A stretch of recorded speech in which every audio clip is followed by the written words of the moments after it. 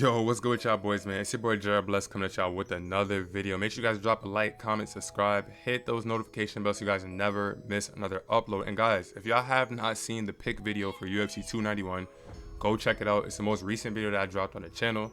If y'all boys kind of wondering, what's the smarter picks and what's the breakdowns, because I know some of y'all don't, what I'm saying, some of y'all don't like to do breakdowns. So that's why you guys can check out the video that I made previously in terms of like all the best picks for UFC 291. But we're gonna get straight into today's video. We got DraftKings fantasy plays, 200k to first place. Y'all guys, y'all see what it is.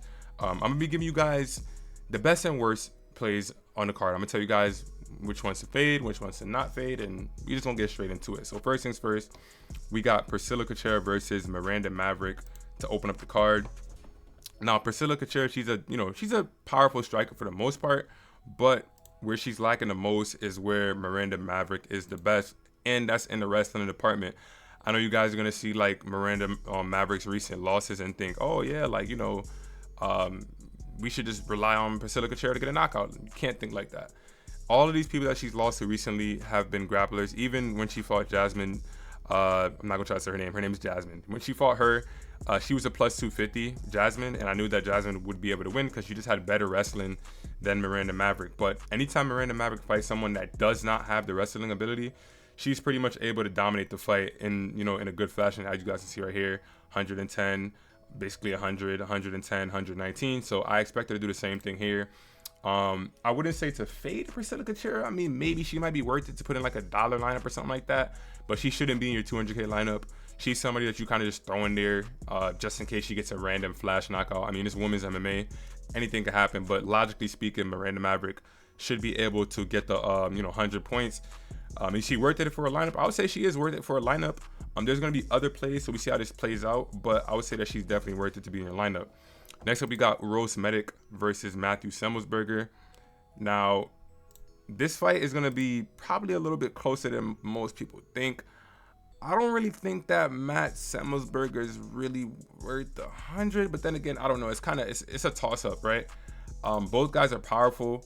The only difference is that Matt Semmelsberger has that wrestling edge on his side. Like you guys see right here, he will go for takedowns in his fights, and that will actually help him score more. You guys see right here in his fight versus Jake Matthews, he had 3 knockdowns and 3 takedowns. So he has the ability to be able to get points. Obviously, his highest points have come when he's got those quick first round KOs. Do I think he's going to knock out Uros Medic right away? I don't know. So I don't really know if he's worth the 8,600, to be honest. And then Uros Medic, he has a chance to win too. I mean, he has, he's powerful. I would say Uros Medic is more worth it than Matt Semmelsberger, to be honest. Even though Matt Semmelsberger has the wrestling on his side, Uros Medic does have the striking ability to be able to score very, very high. So you guys can take that how you want to take it. I don't think any of these guys should be faded, but I don't really think that Semmelsberger is worth it. I think Medic is more worth it than Semmelsberger. Next up, we got Vincius Salvador going up against CJ Vergara. And Vincius Salvador, he's just very wild. He just throws wide hooks, very weird, creative, unorthodox strikes. And I think at elevation with a guy like that fights like him, he's probably just gonna gas himself out. We've seen CJ Vergara deal with some crazy adversity in his most recent fight. Like he was literally running around in the octagon. Like that's how badly he was getting hurt. He was running around in the octagon, but he was able to turn it around and get the finish. So something similar could happen here. You can't just keep toughing out fights though. Like at some point you got to realize like if you keep taking that kind of damage, it'll catch up to you. But I can really see that happening in this fight where Vincius Salvador is going to come out there just swinging wild, trying to throw wild hooks, random back leg kicks, doing weird stuff. And I think he's going to get himself tired, and CJ Vergara should be able to get a finish. I think he's worth the 8,700.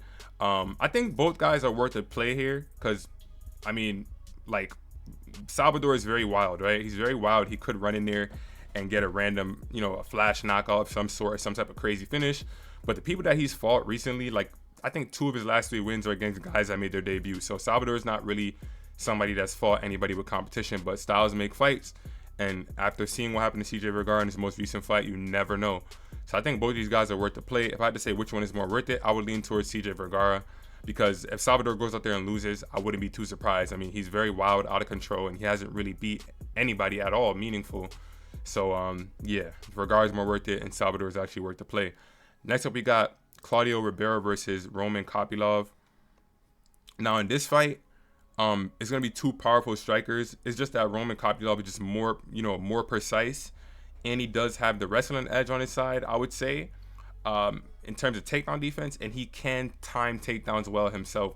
He's not gonna be going out there shooting blast doubles every single minute, but he'll time a takedown on you at the right time and pretty much get that good takedown. In terms of Claudio Ribeiro, he's more like powerful, more wild, and I don't know. I just feel like he's gonna put himself in position to either gas himself out, because remember, guys, this fight, all these fights are gonna be in Salt Lake City at elevation, and I think the guys that are like Energizer monies are gonna really end up facing, getting the worst of it, because they're gonna blow themselves out, gas themselves out.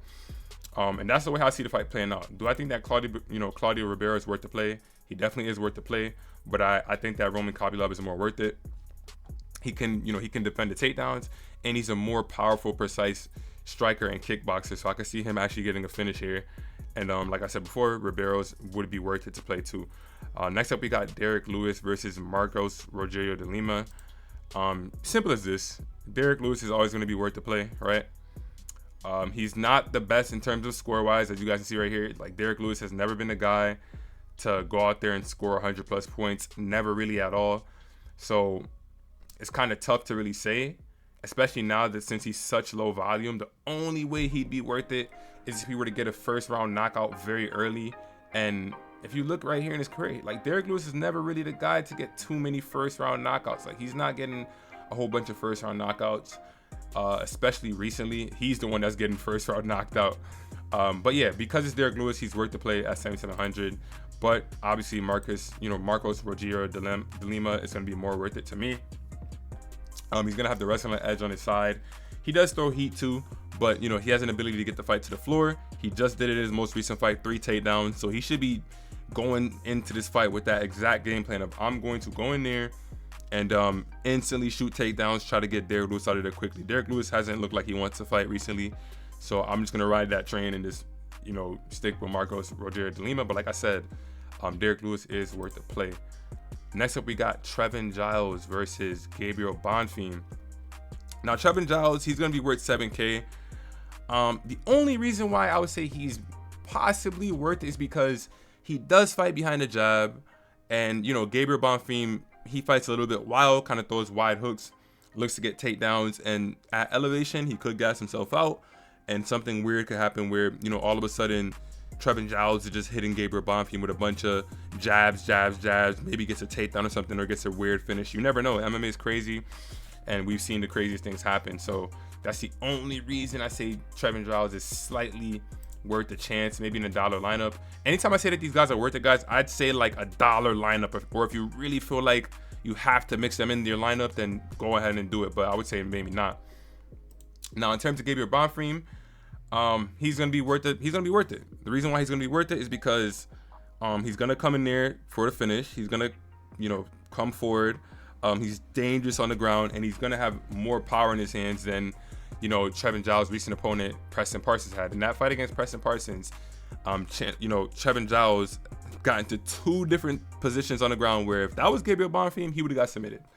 So I can see that possibly happening here. So I would say that Gabriel Bonfim is worth it. Don't be too thrown off by the fact that his brother got exposed. Like I said before, guys, styles make matchups. I actually picked Bernal Saint Denis to win that fight versus Ishmael Bonfim just because of the styles of the fight. And this is going to be the same kind of situation where the styles of the fight is just more in favor of Gabriel Bonfim, so I'm going to go with him.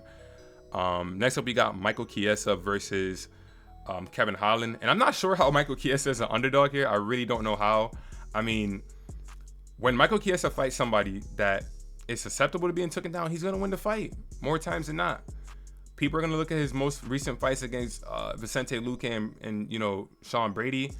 Sean Brady obviously, is a great wrestler, great on the ground. So that wasn't going to be Michael Chiesa's game plan to try to get Brady to the ground. That wasn't going to be game plan. That was the game plan against Vicente Luque, and we saw what happened. He got choked out. So that could be the same kind of scenario with Kevin Holland. He could, implement those takedowns, and Kevin Holland could snatch something up. But realistically speaking, When Kevin Holland has fought people that can wrestle him, he's lost every single time. Obviously, Khamzat was a catchweight fight at 180. So, I mean, I guess you don't got to count that. But Marvin Vettori, wrestler, he lost. Derrick Brunson, wrestler, he lost. Obviously, you know, those fights were at 185. But, I mean, who has he beat at 170 that's a wrestler? Alex Cowboy Oliveira is not a wrestler. Some type of, you know, just a random striker. Tim Means is old. He got a sub on Tim Means. Chimaev at 180. Maybe you could say that's 180, like a 185 fight, typically. More towards that side. So I guess you could say, oh, it doesn't count, but he got dominated. Against Wonderboy, who's a great striker, he got dominated. He beat Ponzinibbio, who's not the same Ponzinibbio. Ever since Ponzinibbio came back from the injury, we know that Ponzinibbio is not the same fighter. And that's who Kevin Holland beat. So Kevin Holland hasn't really proven himself to be able to beat anybody that's a wrestler at all in his career yet. So why would I, you know, rely on him now? It doesn't make sense.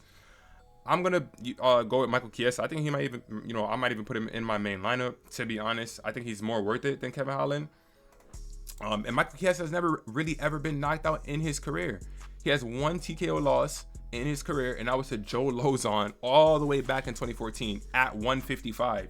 So you mean to tell me now he's at 170, more durable, and all of a sudden he's gonna just run out there and just get knocked out by Kevin Holland? I don't think so. So I would say Michael Chiesa is more worth it. Do I think Kevin Holland is worth the play?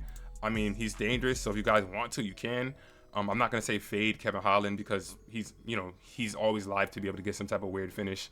So you never really know. But I'm not picking Kevin Holland to win this fight at all. So it is what it is. Next up, we got Tony Ferguson versus Bobby Green. Now, obviously, you guys are going to look at this and say, oh my God, Tony Ferguson's on a 5-fight losing streak. Let's go into depth about Tony Ferguson's losses, right? We know what happened with the Gaethje fight. He was preparing for Khabib for months. That fight got canceled. You know, he took the fight versus Gaethje against a striker when he was preparing for a grappler, and he got dominated, and that changed his career, right? Went against Charles Oliveira, and we know what Charles Oliveira does to everybody else. It's funny, everybody else on this list, Charles Oliveira has finished, right? Charles Oliveira finished Justin Gaethje, Beneil Dariush, and Michael Chandler. He finished 2 of these guys in the first round, 1 of them in the second round. So, I mean, it is what it is. We know how dangerous Charles Oliveira is. Dariush, that loss is kind of a little bit concerning. I'd probably say the most concerning because he, you know, Tony just got absolutely dominated on the ground in the grappling. So that was kind of concerning to see more than anything else. And then the Chandler loss. He looked great in the first round, guys. Like, let's be honest. I know we all know the result clearly, but we have to put context to these situations. That's how a lot of people that if they're betting or something like that, they end up taking an L because they don't like to put context to situations. Here's the context. Tony looked the best we've ever seen him in that first round against Michael Chandler. Dropped Michael Chandler and hurt him and looked good on bottom with the elbows. He was looking good in that fight. And then second round starts and then Michael Chandler throws out a random front kick, catches Tony, he loses the fight. It is what it is. That's how it played out. He lost. That was his last fight at 155. The next fight, Tony went up to 170. He looked slow and terrible at 170, but still, he had a great game plan for the most part. He was terrorizing Nate Diaz's leg. Anybody that didn't watch that fight, please go watch that fight. He was terrorizing Nate Diaz's leg. He had no business shooting. The worst thing that could have happened was for him to shoot. Even someone in his corner was telling him to shoot. And guys, let me tell you why that was the worst thing that could have possibly happened. Nate Diaz was preparing for Khamzat Chimaev. Remember, this whole card got screwed up because Khamzat missed weight. So Nate Diaz was preparing for Khamzat, and the only thing he was training, he said himself, was guillotine chokes. So the worst thing that Tony could have did was shoot. Somebody in his corner said to shoot. He shot. He got choked out. So that's the context of his most recent fights. And, you know, in a card like this where not too many underdogs are going to be worth it, I mean, anything can happen because of elevation. Not too many underdogs I would think be worth it. I'm taking a chance on Tony Ferguson here. Like, that's just what I'm going to do. He's going up against Bobby Green. Obviously, we know Bobby Green is, you know, he's a good, you know, good striker, has his hands down by his side, but Bobby Green doesn't have knockout power. You know what I mean? Like, Bobby Green's not going out there knocking people out. I mean, he got a TKO finish against Ali Quinta. Ali Quinta didn't want to fight anymore. He wanted to sell houses. We know the story with Ali Quinta. And then if we look at all the rest of Bobby Green's fights, when was the last time he got a KO versus James Krause back in 2013, 10 years ago? So now all of a sudden he's just going to go out there and just do whatever he wants to do to Tony Ferguson. Also, guys, Bobby Green does not wrestle anymore. Yes, once upon a time in his career, he was wrestling, but look, 1, 2, 3, 4, 5, 6, in his past 6 fights, he has not tried to wrestle at all. So you're telling me now he's just gonna go out there and just decide to do that?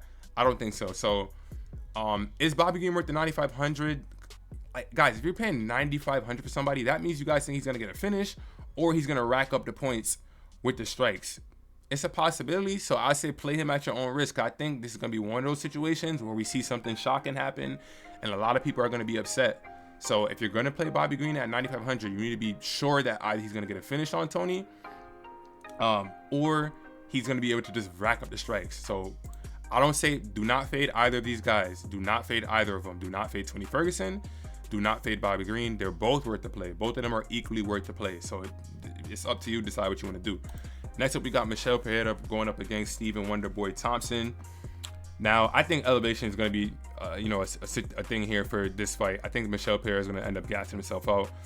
He throws a lot of strikes, and he doesn't have the greatest cardio in the world. And it's not like he's going out there getting insane blast doubles right away, just going right away, getting getting takedowns. It's there. Don't get me wrong. It's definitely there.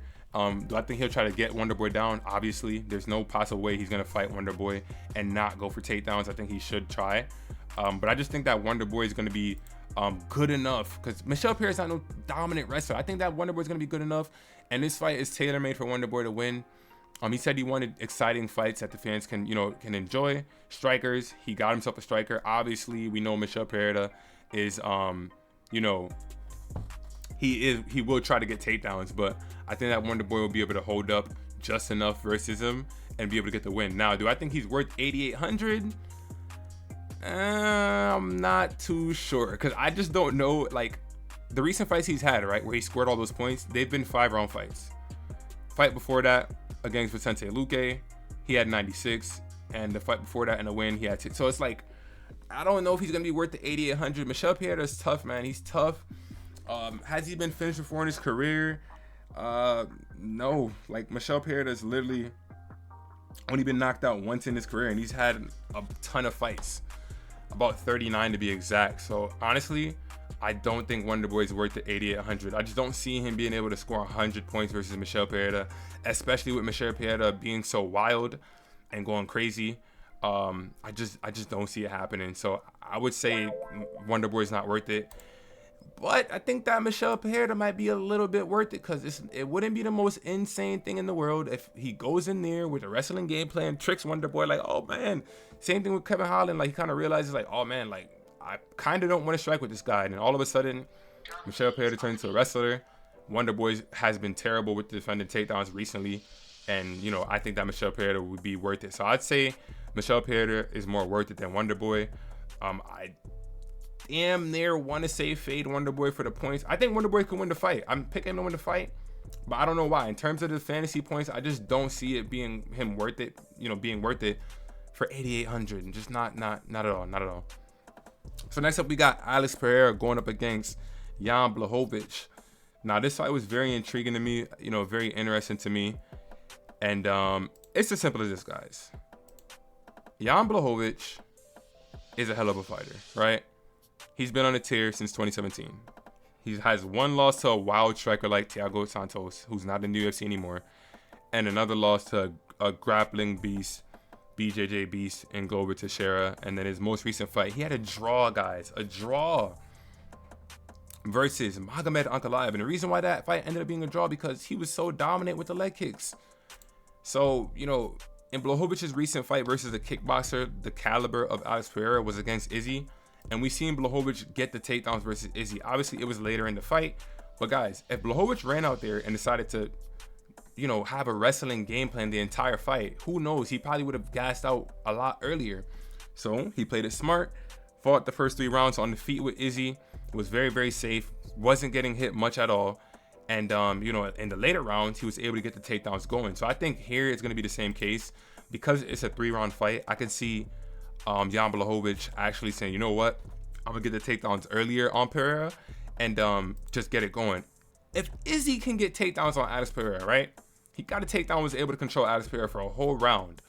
What do you think Jan Blachowicz is going to be able to do? Like, he's gonna be able to get takedowns on Alex Pereira for sure. It's a 3-round fight.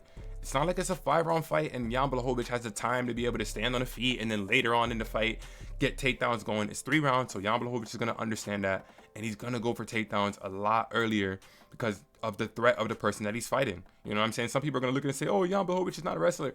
Look, it's all about styles, guys. Styles make fights. Styles make matchups. And in this matchup, Jan just has more ways to win. He has power on his side, too. He has power, too. Don't get me wrong. You know, Alex going up 205, he's gonna have power for sure. He's definitely gonna have power for sure. But so does Jan, and Alex does get hit, guys. Let's not forget, Alex does get hit, and he can be taken down. So I'm gonna say that both guys are worth it because he can go in there and just get a random knockout on Jan. It's not impossible. But I mean, when was the last time we saw Jan Blachowicz get knocked out? When? Please tell me when. Thiago Santos 2019.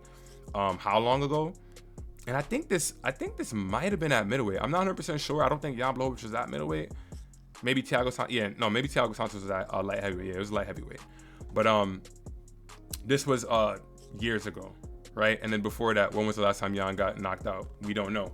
In his career, how many times has Jan Blachowicz been knocked out? Only twice.